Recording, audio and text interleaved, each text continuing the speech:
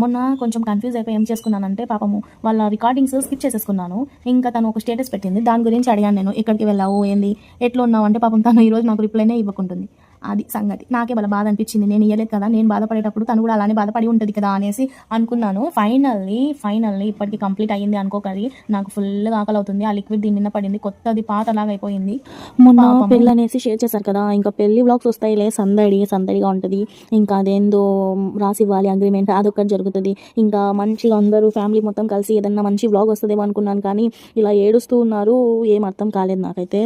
దీంట్లో 2 ఛానల్స్లో అసలు అడ్రస్సే లేదు, ఎందుకో ఏమో అలా ఉంది. సగం ఇది సగం అది. మొత్తం మీరు నా వీడియో కింద మొత్తం చూసి ఉంటే మీకు అర్థమవుతుంది నేనేం చెప్తున్నాను అనేది టాపిక్. ఇంకొక క్లిప్ మిస్ అయిపోయింది, అది మీరు ఇక్కడ యాడ్ చేసుకున్నాను. సో గణపతి వచ్చేటప్పుడు ఎంత మంచిగా సెలబ్రేషన్స్ చేసుకున్నారన్నమాట, బాగా అనిపించింది నాకైతే. ఇంకా డ్రమ్స్, ఇక్కడ మొత్తం డెకరేషన్. గణపతి ఫెస్టివల్ 2 days ఉంది అనగానే ఇంత బాగా 4 days నుంచి వల్ల చేస్తున్నారు. నాకు కూడా హ్యాపీగా అనిపించింది. ఇంకా నాకు ఒక పక్క నేను